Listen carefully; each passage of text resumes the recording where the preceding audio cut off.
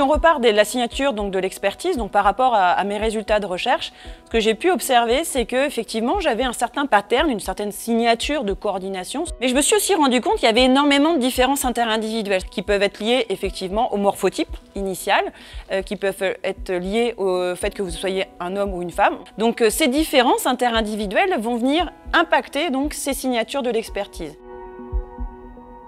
L'équitation, effectivement, ça me paraissait extrêmement intéressant parce que d'une part, c'est un sport à équilibre de luxe. Cette analyse posturale debout, elle a aussi un intérêt pour le cavalier parce qu'on se rend compte que la pratique de l'équitation amène le cavalier à être expert dans sa gestion musculaire, tonique, et puis surtout moi qui suis clinicien au départ, ce que je voulais aussi, c'est le rendre plus performant ou éviter qu'un jour il se blesse.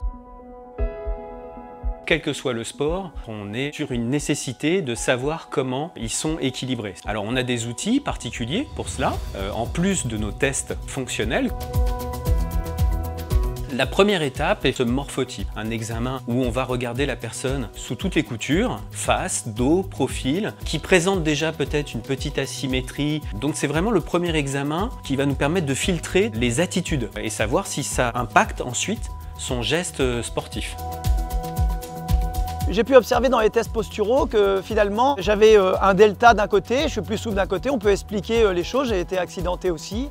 Alors j'avais fait une bonne rééducation mais finalement j'ai fini par compenser et que là on peut continuer à avancer là-dedans et avoir de plus en plus de bien-être.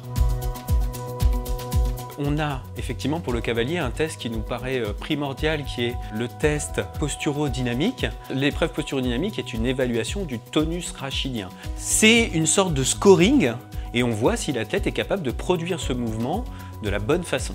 Alors le rachis a une importance parce qu'effectivement il y a beaucoup de muscles avec énormément de propriocepteurs. Tout ça aussi, ça va contribuer, si les forces musculaires ne sont pas bien organisées, à de la fatigue. Alors l'analyse posturale, c'est d'abord un modèle biomécanique qui est extrêmement connu en sciences. C'est aussi un formidable modèle d'intégration des sens. La plateforme de force, c'est quelque chose qui va nous permettre de voir si ce modèle biomécanique est bien respecté, s'ils arrivent à bien s'équilibrer. On va lui demander de fermer les yeux, on va perturber ses informations plantaires et on va essayer de voir s'il arrive à bien tout intégrer. Tout ça, ça va nous permettre, en fonction de leur qualité sensorielle et mécanique, de pouvoir l'améliorer ou tout simplement éviter que demain il se blesse. Alors ce qu'on a pu voir dans le bilan postural aussi, c'est que par rapport au côté sensoriel, c'est que les yeux ouverts et les yeux fermés, évidemment, c'est pas du tout la même chose pour moi. J'ai encore beaucoup de progrès à faire et ça c'est vraiment très intéressant. Donc c'est des exercices simples qu'il faut faire de manière régulière comme d'habitude et ça permet de mieux être en équilibre. Un individu, effectivement, pour s'équilibrer, il a besoin d'un certain nombre de référentiels. En laboratoire, on a maintenant des tests qui nous permettent d'évaluer quelles sont justement les références que l'athlète va utiliser préférentiellement. Le contrôle postural d'un athlète et ses capacités d'équilibration, c'est de toutes les manières toujours un travail pluridisciplinaire.